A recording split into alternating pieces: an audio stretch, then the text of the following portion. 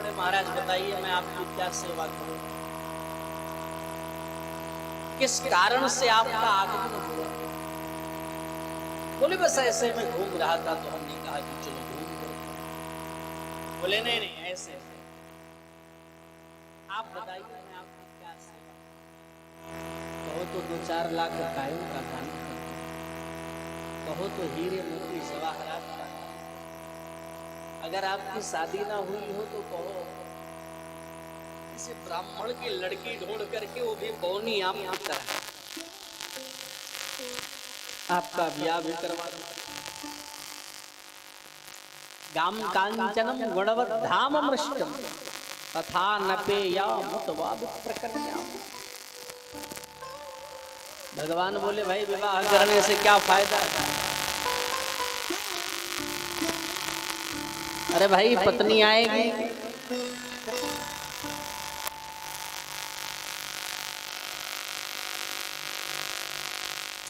और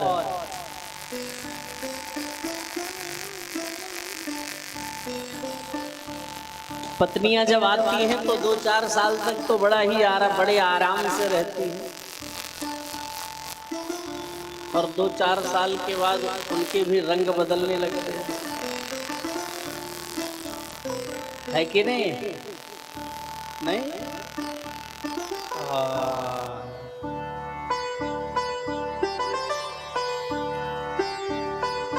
शुरुआती प्रारंभिक दौर में जब आती है ना तो इतना वो प्यार जताती है। हमारे एक संत जी थे, वो कहा करते थे कि जब शादी नई नई होती है तो जब पत्नी घर पे आती है तो वो कैसे रहती है। हमने पूछा कैसे, बोले एकदम चंद्रमुखी की तरह रहती है। मतलब आपको पल पल पर फोन करेगी, कहाँ हो, अब आ जाओ घर में, देर हो रहा है। मतलब हर पल हर क्षण हर प्रतिपल आपको याद करेगी। और वही जब साल भर व्यतीत हो जाता है तब भाव में थोड़ा चेंज हो जाता है। फिर क्या होता है, ये आदत तुम्हारी ठीक नहीं, बहुत देर देर तक घर से बाहर रहता है, यानी तब वो धीरे धीरे चंद्रमुखी से कन्वर्ट होकर के वो सूर्यमुखी बन जाती है। और जब 2 साल और बीत जाता है, विवाह के 3 वर्ष हो गए, तब वो ज्वालामुखी बन के फटती है कि नहीं? तो भगवान वही कह रहे हैं भैया कि अगर विवाह कर लेंगे तो इससे क्या फायदा होगा। कई सारे झंझट हैं। अगर बच्चे नहीं हुए तो रोना पड़ेगा, अगर हो भी गए वो लायक नहीं हुए तो रोना पड़ेगा। पुत्र हुए तो ठीक है, अगर कुपुत्र निकल गए तो परेशानी। बच्चे अगर कुछ काम धाम नहीं कर पाए तो रोना पड़ेगा। पत्नी झगड़ेगी तो उसके साथ भी झगड़ करके भी बड़ी सारी परेशानियां उठानी पड़ेगी। तो भैया ऐसा काम क्यों करे जो इतनी परेशानी उठाना पड़े। इसलिए ब्याह की तो बात ही मत करो। आप क्या क्या बोलते हैं, ब्याह बोलते हैं, विवाह बोलते हैं, कहीं कहीं ब्याह भी बोलते हैं। आप अवध क्षेत्र में जाओ तो इसे कहते हैं आज तो हमारे यहाँ ब्याह है। तो ब्याह विवाह तो इसलिए विवाह करने का कोई मतलब ही नहीं है। बोले तो कुछ तो ले लो, राजा बलि कह रहे। बोले नहीं नहीं हमें कुछ नहीं चाहिए। बोले नहीं कुछ ले लो। जब ज्यादा कहने लगे, बोले अगर ज्यादा देने की इच्छा हो तो पदानी तृण दैतेन्द्र सम्मतानी पदा मम। 3 चरण धरती आप बलि अट्टहास करके हंसावा। मांगा भी तो क्या मांगा, 3 चरण धरती से भरा का हो व्यवहार हो भैया, कुछ और मांग लो तो ज्यादा ही ठीक है। बोले नहीं नहीं हम ब्राह्मण हैं और जितनी संपत्ति जितने धन से अपनी गुजारा हो जाए, ध्यान देना, उतनी ही संपत्ति दूसरे से दान में लेना चाहिए। और अगर ब्राह्मण अगर लालची हो जाए तो उस ब्राह्मण का पतन हो जाता है। तो महाराज हमारा 3 चरण से गुजारा हो रहा है तो हम ज्यादा काहे को, इसलिए आप हमें 3 चरण धरती देने की कृपा करो, और वो भी मैं अपने पैरों से नाप करके लूंगा, किसी दूसरे के लिए। आप हमारे पैरों से नाप करके। अरे महाराज आपके इतने छोटे छोटे पैर हैं, इससे भला क्या होने वाला। आप मैं अपने कार्यकर्ताओं से कह दूंगा वो बड़े बड़े पैर उनके वो नाप देंगे तो ज्यादा हो जाएगा। बोले नहीं नहीं, हम अपने ही पैरों से लेंगे। बार बार इसी बात पर अड़ गए महाराज वामन जी। तो बोले ठीक है भैया नाप लो। बोले ऐसे नहीं, संकल्प करना पड़ेगा, बगैर संकल्प के नहीं। तो बोले महाराज अब संकल्प होगा तो मतलब हमारी कितनी जिल्लत हो जाएगी, इसलिए संकल्प मत करो, जहां से इच्छा हो वहीं से नाप लो। बोले ऐसे कैसे नाप? बोले नहीं नाप। बोले संकल्प करो। संकल्प करने जा ही रहे थे तो शुक्राचार्य जी को याद आया कि इतना तगड़ा ब्राह्मण आज तक हमने कभी देखा नहीं, जरा पता लगाऊं ये आया कहां से है। और नेत्र बंद करके जो शुक्राचार्य जी ने देखा तो वामन भगवान का असली रूप दिखाई पड़ा। ससंघ चक्रम सग्रेट कुंडलम सवेद वस्त्रम सरसीरुहे क्षणम सहार वक्षस्थल कौस्तुभस्त्रयम नमामि विष्णु शिरसा चतुर्भुजम।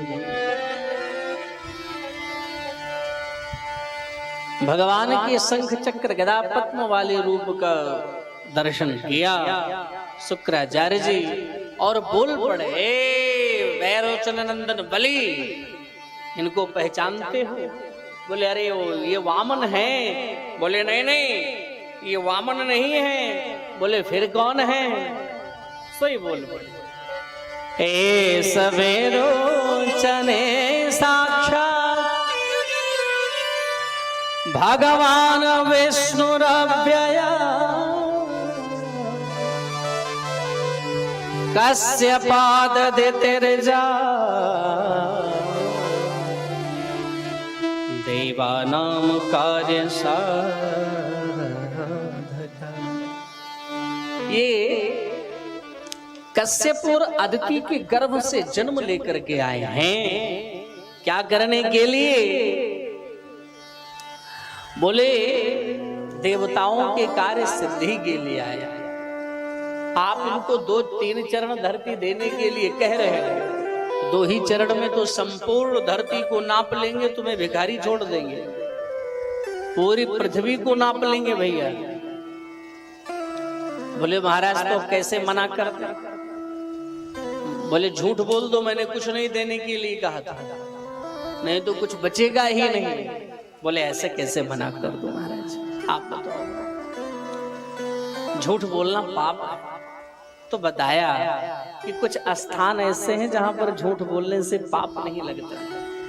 मैंने एक दिन और बताया था, आज फिर बता रहा। स्त्री सुनर्म विवाहे च वृत्यर्थे प्राण संकटे गो ब्राह्मणार्थे हिंसायां नान्द्रतम स्याह जुगुप्सितम। अपनी अपनी धर्म पत्नी से खूब झूठ बोलो, पाप नहीं लगेगा। किसी लड़की की शादी करवाना हो और थोड़ा सा झूठ बोल करके करवा दो तो पाप नहीं लगता है। किसी के प्राण संकट में हो, झूठ बोलकर बचा लो तो पाप। किसी गाय की कोई हत्या करने जा रहा हो, झूठ बोलकर बचा लो तो पाप।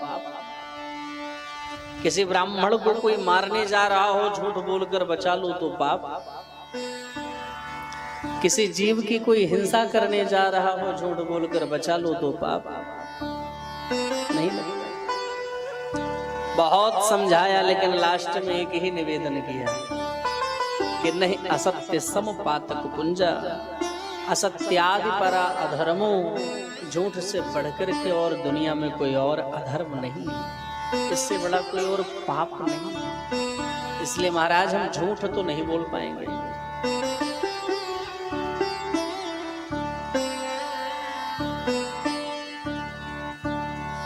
अरे ठीक है, वचन थोड़ी ना दिया, संकल्प थोड़ी ना दिया।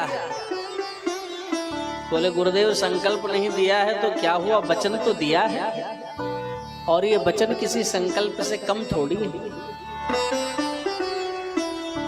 वचन की भी तो कीमत रखना चाहिए,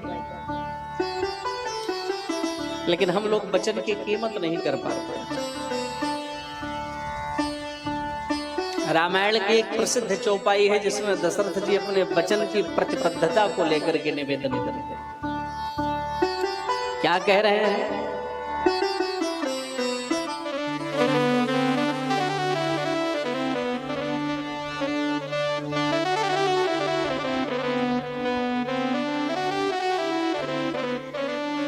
रघुकुल रीत सदा चलिया,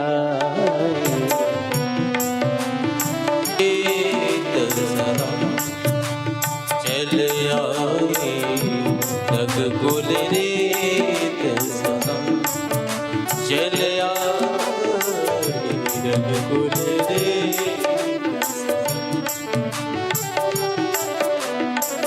प्राण जाए पर वचन न जाए, प्राण जाए पर वचन न जाए, प्राण जाए वचन न जाए, रघुकुल रीत सदा चलिया, रघुकुल रीत सदा चलिया, रघुकुल रीत, रघुकुल रीत, रघुकुल रीत। तो भाई कहने का प्रयोजन यही है, प्राण जाए पर वचन, जोर से बोलो, प्राण चला जाए लेकिन वचन जाने नहीं दूंगा। ये हमारे पूर्व सब बड़े बड़े ऋषियों का वाक्य है। और हम लोगों की परिस्थिति क्या है? वचन जाए पर प्राण न जाए। अरे वचन जाए चाहे भाड़ में चला जाए, प्राण पहले बचाओ, है नहीं? ऐसा नहीं होता है, वचन की भी कीमत होती है। तो बहुत कुछ समझाया, लेकिन लास्ट में यही कह दिया महाराज, धर्म न दूसर सत्य समान, आगम निगम पुराण बखाना, आगम निगम पुराण बखाना।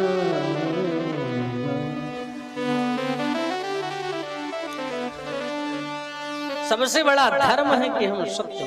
गुरुदेव नाराज हो, श्राप दे दिए, जाओ तो हमारी बात नहीं मानते हो, लक्ष्मी जी आपसे नाराज हो जाए, दूर हो जाए। भगवान आए, बोले भैया देना हो तो दो, नहीं हम भी हट जाए। बोले नहीं नहीं लो, संकल्प होने लगा। तो भागवत में तो ऐसा वर्णन नहीं, लेकिन ऐसा लिखा है कि शुक्राचार्य जी सूक्ष्म रूप धारण करके आते हैं और विराजमान हो जाते हैं वहीं पर।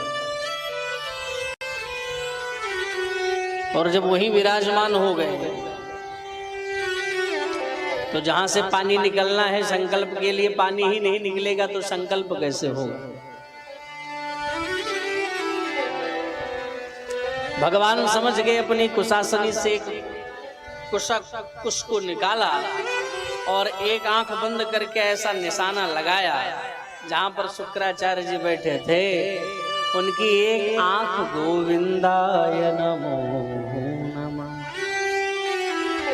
किसी ने कहा एक ही आंख क्यों फोड़ा, दोनों फोड़ना चाहिए। बोले दो आंख इसलिए नहीं फोड़े क्योंकि हर व्यक्ति के पास दो आंखें होती हैं, ध्यान देना।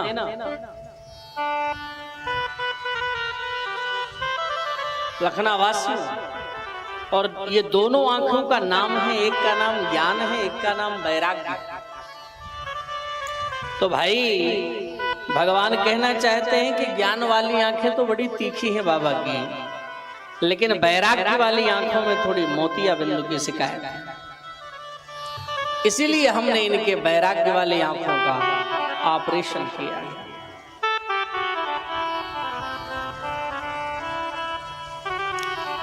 इसका सीधा सा संदेश यही जा रहा है। दान कौन करने जा रहा था? ए लखना की मेरी माँ, जरा जोर से बोलो भाई लोग। दान कौन कर रहा था? राजा बलि। और टांग कौन अड़ा रहा था? उनके गुरुजी। तो हमारे दान करने के मामले में अगर हमारा गुरु भी टांग अड़ा रहा हो, ध्यान देना, तो उसे गुरु को भी इग्नोर कर देना चाहिए, उसे छोड़ देना चाहिए, उस व्यक्ति का, उस गुरु का ही परित्याग कर देना चाहिए। अरे भाई, हम तो दान नहीं कर सकते। अगर कोई दान कर रहा हो तो गांव शहर नगर के लोग होते नहीं होते, कुछ लोग कहां फंस रहे हो हैं, बाजे जा रहे हो। दान वहां करना चाहिए जहां पर दान की आवश्यकता है। आजकल मैं देख रहा हूं एक बहुत बड़ा ये सिस्टम चल गया। कौन सा सिस्टम? हर नगर में आप जाओ देखो, हर शहर में जाकर के देखो, पूरे नगर और शहर से लोग चंदा काटते हैं और चंदा काटने के बाद एक विशाल काय भंडारा करते हैं। आज मैं देख रहा हूं, अभी हाल में एक शहर में गया था, तो जब मैं वहां पहुंचा तो लोग गाड़ी से उस पर वो बालाजी का वो लगाते नहीं, बालाजी का, बालाजी भंडारा, बालाजी भंडारा, बालाजी भंडारा, हार लगा के जब चक्कर काटते इधर से उधर। हर एक शहर का ये नियम।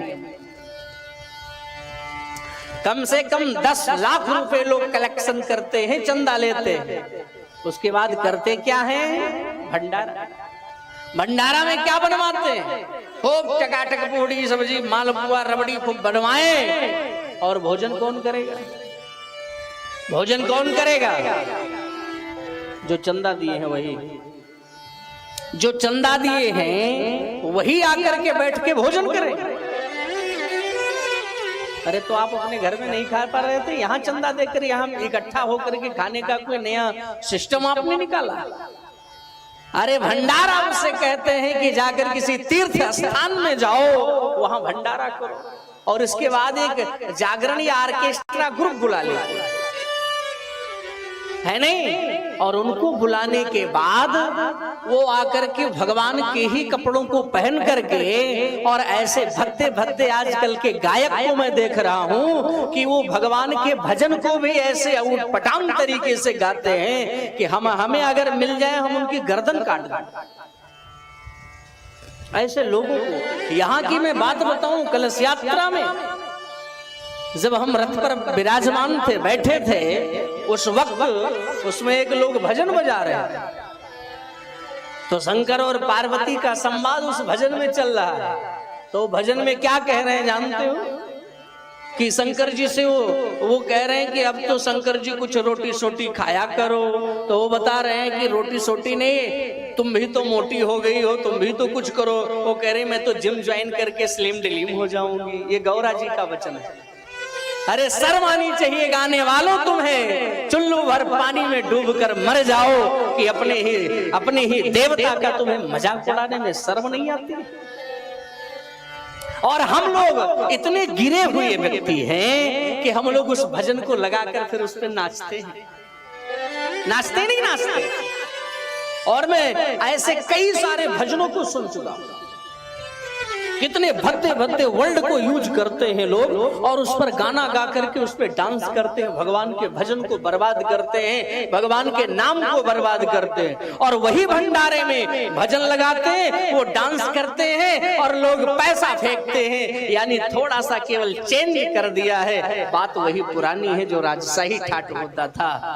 ये बिल्कुल मर्यादा के विरुद्ध है मेरे भाई बहन। पूरे नगर से आप चंदा लो, भंडारा करो, उसमें डांस करवाओ, राधा बनवाओ, कृष्ण बनवाओ, राधा मेरी गली आया करो, मेरे साथ घूमा करो, मेरे साथ नाचा करो, मेरे साथ ये किया करो। ऐ मूर्खों, ऐसा व्यवहार करना बंद कर दो, नहीं तुम्हारा खुद का पतन हो जाएगा। ये मैं आपसे आग्रह करता हूं। राधा तेरा ठुमका ओ राधा तेरा झुमका, क्या शब्दावली है मेरे भाई। अरे भजन तो गाते हैं ना, भजन तो हरिओम शरण ने भी गाया है, भजन तो अनूप जलोटा ने भी गाया है, क्या उनसे बढ़कर के तुम गायब? भजन तो हमारी स्वर्गीय श्री लता मंगेशकर जी ने भी भजन गाया है, क्या उन्होंने नहीं गाया है? अरे भजन सोनू निगम ने भी गाया है, कुमार सानू ने भी गाया है, उदित नारायण ने भी गाया है, लेकिन आज तक कोई ऐसा भजन आपने नहीं सुना होगा कि राधा तेरा ठुमका ओ राधा तेरा झुमका। ए चुल्लू भर पानी में डूब मरो तुम लोग। ऐसे ऐसे गायकों के लिए मैं ऐसा कहना चाहता हूँ, तुम अपनी व्यूअरशिप बढ़ाने के लिए ऐसा क्यों मरे जा रहे हो भाई, कि मैं ऐसा गाना गाऊंगा हमारे व्यूअर बढ़ जाएंगे, हमारे फॉलोअर बढ़ जाएंगे, मैं रातों रात फेमस हो जाऊंगा, यूट्यूब कंपनी द्वारा मुझे सिल्वर बटन मिल जाएगा। और इन्हीं गानों पर लोग बुला करके नचाते हैं, और नचाने के बाद फिर कहते हैं क्या यार जबरदस्त भंडारा हमारे यहाँ। दूसरे दिन ये बोलते हैं अरे गजब भंडारा हुआ, अब की जो पार्टी आपने बुलाई थी स्ट्रांग गजब। और वो जो राधा का रोल अदा कर रही थी, क्या नाचती थी, गजब भाई, आनंद आ जाता था।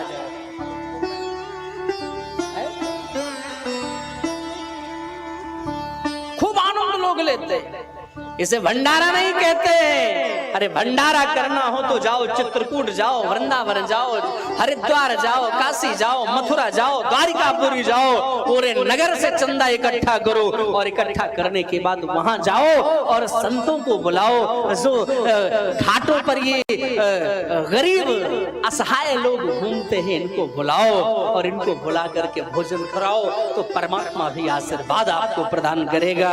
और यही कलेक्शन करो और इन्हीं गांव वालों को खिला दो, तो ये तो अपने घर से 500 रुपए की पनीर मंगवा के एक दिन भंडारा करके खा लेंगे। तुम्हारी क्या आवश्यकता है मेरे भाई बहन। इसे भंडारा नहीं बोलते हैं, इसे तो एंजॉय बोलते हैं, कि इसी बहाने हम लोग एंजॉय एक दिन कर लेंगे और उसे भंडारा का नाम देकर के बड़ा श्रद्धा दिखाएंगे। ये ऐसा बिल्कुल नहीं होना चाहिए। इससे ये हमारे सत्य सनातन धर्म पर, हमारे सनातन वैदिक धर्म पर ये केवल और केवल कुठाराघात कर रहे हैं आप लोग, जो इस प्रकार से भंडारा करने वाले हैं। आज बालाजी का भंडारा, आज श्याम जी का भंडारा, आज ये भंडारा, आज फलाना भंडारा, आज ढिमका भंडारा, उसमें नाच करवाना, उसमें कूद करवाना, उसमें गाने करवाना, उटपटांग गाने गाना, ये सर्वथा मर्यादा के विरुद्ध है।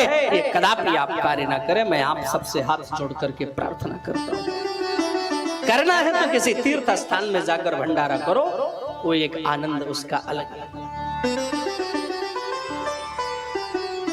और अथवा केवल गरीब लोगों को बुलाओ जिनके यहाँ रात में चूल्हा न चलता।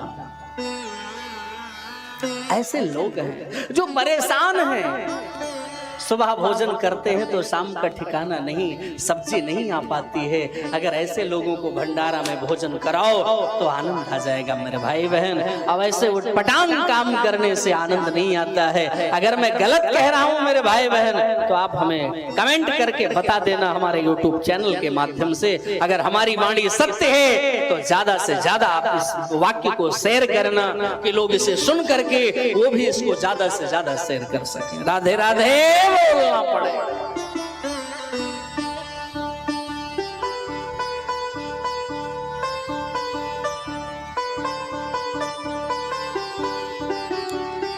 कहने का प्रयोजन ये है भाई बहन, ऐसा नहीं है।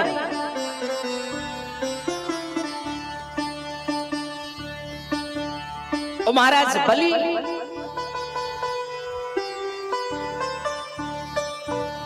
और संकल्प हुआ, और संकल्प होने के बाद भगवान ने अपने विराट रूप को बढ़ाया और ऐसे बढ़ाया कि भगवान का श्री चरण तो दिखाई पड़ रहा है, लेकिन भगवान का स्वरूप नहीं दिखाई पड़ रहा। बोल विराट भगवान की जय। भगवान ने एक पैर नीचे की ओर जब रखा तो 7 लोकों को नाप डाला, अतल वितल सुतल तलातल महातल रसातल पाताल। और एक पैर को जब ऊपर रखा तो भी 7 लोकों को नाप दिया। ओम भू भुव स्वः मह जन तप और सत्य, ये टोटल। फिर भी भगवान का श्री चरण रुका नहीं, सीधे जाकर के और ब्रह्मलोक में पहुंच गया। ब्रह्मा जी ने चरण को धुला और वहीं से भागीरथी गंगा के निर्मल धारा प्रवाहित होने लगी, जो हम सभी को परम पावन पुनीत बना रही। बोल गंगा मैया की। और अब भगवान कह रहे भाई ये तीसरा चरण कहाँ रखें, कृपा करके बताओ। आपने तो 3 चरण धरती देने का वादा किया, ये तीसरा चरण कहाँ रखे बताओ। तो बोल पड़े महाराज बलि कि सरकार अभी तक तो आपने हमारी संपत्ति को लिया, हमारे धन ही धन को नापा है। हाथ जोड़कर प्रार्थना है कि ये तीसरा चरण हमारे सर पर रख करके मुझे भी स्वीकार कर लो। पदम तृतीयम पुरश्रेष्ठमे। सोई गदगद हो गए भगवान, बोले वाह, आया था आपको छलने के लिए, लेकिन आपने तो हम ही को छल लिया। बड़े प्रसन्न हो गए भगवान, बोले जो इच्छा हो मांग लो। बोले कुछ नहीं सरकार, बस एक ही इच्छा है कि जब जब अपने घर से बाहर निकलूं तो आपका दर्शन हो जाए। तो सुतल लोक का राज्य दिया और भगवान खुद उनके नौकर बन गए, यानी वॉचमैन गेट पर ही खड़े रहे। और गेट पर खड़े होकर के जब जब राजा बलि बाहर निकलते हैं तो भगवान को प्रणाम करके दर्शन। महारानी लक्ष्मी को मालूम चला तो महारानी लक्ष्मी आई और बलि के हाथों में राखी बांध करके और अपने पति को लेकर के तब जाती है। एक बार राजा सत्यव्रत की आकांक्षा पूरी करने के लिए भगवान ने मछली का रूप धारण किया था। भागवत का 8वां स्कंद यहीं से समाप्त हो। तो भगवान की बड़ी अनुग्रह हम सब पर है। कल हम सभी लोग बड़े ही श्रद्धा भाव के अनुसार आनंद उठाए और दर्शन भी किए श्री वामन सरकार का। सबने वामन प्रभु का स्वागत किया, सभी ने दर्शन किया, पूजन किया, अर्चन किया, वंदन किया। लेकिन इतने सुंदर हैं वामन जी कि उनकी सुंदरता का वर्णन कर पाना ही अत्यंत मुश्किल है। हम और आप लखनवासियों अपने आप को सुंदर बनाने के लिए मैं लोगों को जानता हूं कितने सारे प्रोडक्ट यूज कर डालते हैं कि मैं सुंदर दिखूं। दुनिया भर के महंगे महंगे प्रोडक्ट यूज करते हैं, लेकिन भगवान तो जमीन से उठाकर अगर धूल मिट्टी भी अपने गालों पर लगा लें तो वो भी भगवान की सुंदरता का वृद्धि करने वाला बन जाता है। और हम आप अगर रीझ जाएं तो कोई बड़ी बात नहीं, क्योंकि हम और आप तो सत्य सनातन धर्म को मानने वाले हैं, सनातन वैदिक धर्म के उपासक हैं। इसलिए हम आप रीझ जाएं तो कोई बहुत बड़ी बात नहीं हमारे समझ से। नहीं तो भगवान की सुंदरता भर, भगवान की सुंदरता पर मेरे भाई बहन जो इस्लाम धर्म से ताल्लुक रखते हैं, मोहम्मद रस खान जी, आपने नाम सुना होगा, वो भी भगवान की सुंदरता पर रीझ गए और चारों तरफ यही ढूंढ रहे, कहाँ मिलेगा श्याम, कहाँ है कन्हैया, कहाँ है।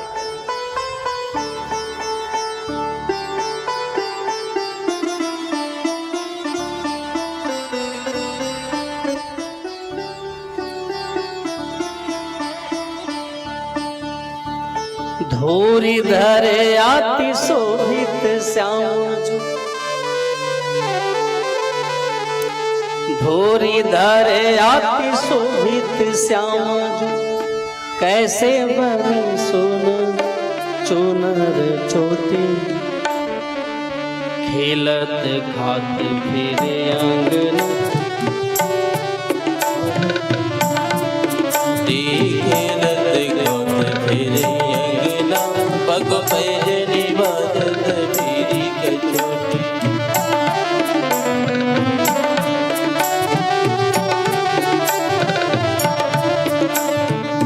छवि को रस खान विलोकत, वारिधि काम कला निधि कोटि, आगे की बात कहा कही, हरि हाथ से ले गयो माखन रोटी। आगे के भाग कहा कही, हरि हाथ से ले गयो माखन रोटी, हरि हाथ से ले गयो माखन रोटी। तो वाद छवि को रस खान विलोकत, वारिधि काम कला निधि कोटि। यानी इस्लाम धर्म के जो उपासक हैं श्री मोहम्मद रस खान जी, वो भी भगवान की सुंदरता पर रीझ गए मेरे भाई बहन। तो अगर हम आप रीझ जाएं तो ये कोई बहुत बड़ी बात नहीं है। वास्तविकता यही है कि हमारे गोविंद, हमारे वामन जी बहुत सुंदर है। और सुंदर है किम ना सुंदर, सुंदर को तो सब सुंदर ही लगता है।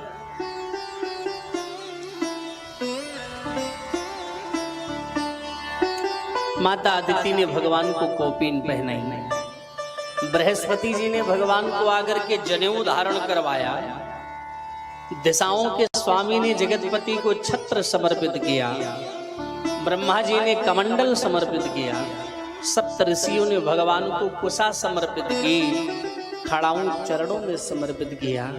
अपने अपने सामर्थ्य अनुसार सबने स्वागत किया और तदनुसार लखना वासियों ने भी भगवान का खूब स्वागत किया।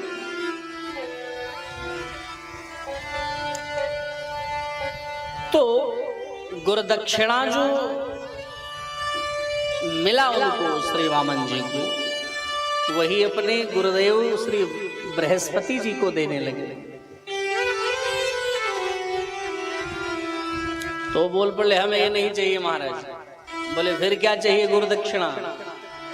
बोले गुरुदक्षिणा में हमें त्रैलोक्य का राज्य चाहिए। भगवान बोले भला ये हमें कौन देगा भैया?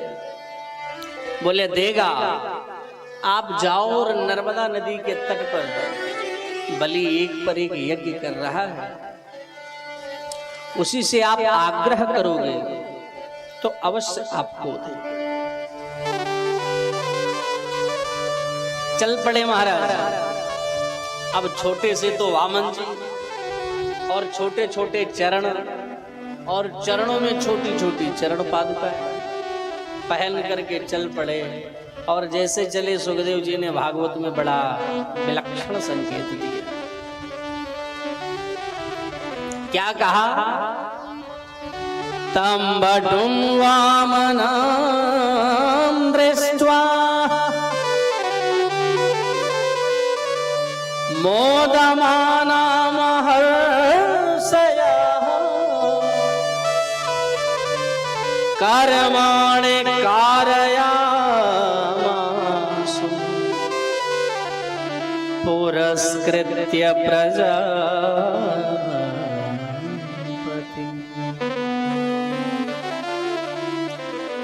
चटपट करते चल पड़े महाराज वामन जी।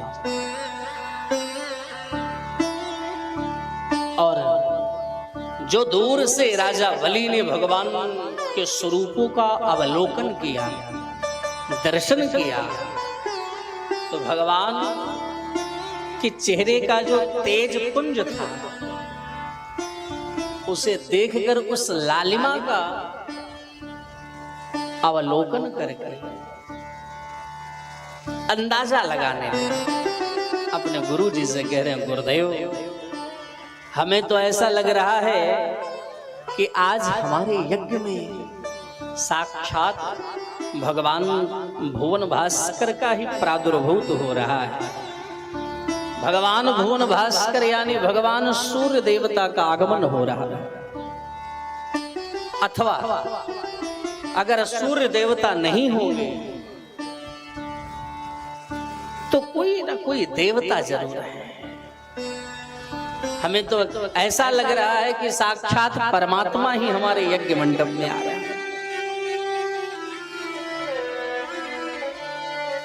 आपस में गुरु और शिष्य यही चर्चा कर रहे हैं कि निश्चित रूप से भगवान। और चर्चा करते करते करते करते तब तक वामन जी और सन्निकट आ गए और नजदीक से जब भगवान का दर्शन किया तो रहे सहे होश वो भी उड़ गए, क्योंकि भगवान सुंदर ही इतने थे। और हाथ में माला, एक छाता, एक कमंडल, बड़े ही मस्ती में चल रहे। तुरंत परिवारी जन उठ करके स्वागत करते हैं। स्वागतम ओ महाभागा प्रियम किम करवा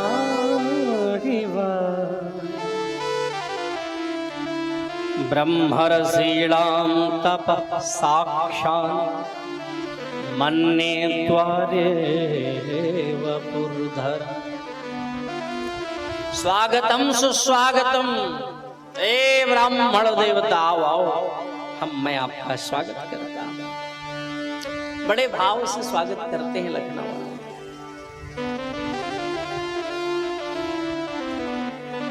बड़ी बड़ी महिमा गा रहे हैं। वाह आराग्नियों में सुहता यथा विधि दुजात्मजत्व शरणा बने।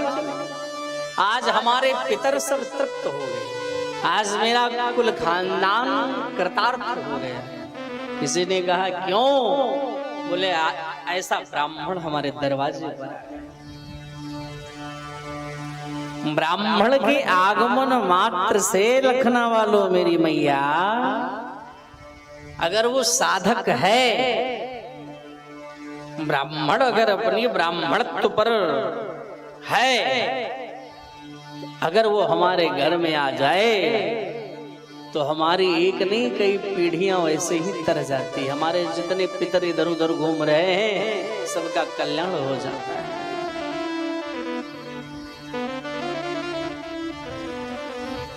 आप जैसा तपस्वी, तेजस्वी, पराक्रमी, यशस्वी ब्राह्मण मेरे घर में आ गया। इतनी इतनी महिमा गा रहे हैं पर भगवान के मुख से एक शब्द नहीं निकल रहा है। क्यों नहीं निकल रहा? क्योंकि भगवान तो माला जाप कर रहे हैं। बलि अपने गुरु शुक्राचार्य जी से पूछ रहे, महाराज ये बोल क्यों नहीं रहे, क्या बात? अरे बोले कैसे बोलेंगे, आपको दिखाई नहीं पड़ रहा है कि मंत्र का जाप चल रहा है? ओ तब तो श्रद्धा और ज्यादा जग गई कि इतना छोटा सा बालक है और इतनी मस्ती में जाप भी कर रहा है। क्या अद्भुत संयोग है। तो जाप करते करते जब पूरा हुआ तो भगवान की माला पूरी हुई। तुरंत बोल पड़े, तुम्हारा नाम बलि है क्या? बताइए। हमारा नाम भी नहीं पूछा, इस ब्राह्मण ने हमारा नाम बता दिया। तुम्हारे पिता का नाम बेरोचन है। अरे तब तो चरणों में गिर गए, महाराज आपकी जय हो। तुम्हारे पिता के पिता का नाम प्रहलाद है, सोई चरणों में पकड़कर लोटपोट हो गए, महाराज आपकी जय हो। अद्भुत प्रकांड विद्वान है ब्राह्मण। हे महाराज बताओ भला मैं आपकी क्या सेवा कर सकता हूं? आप आदेश करें महाराज।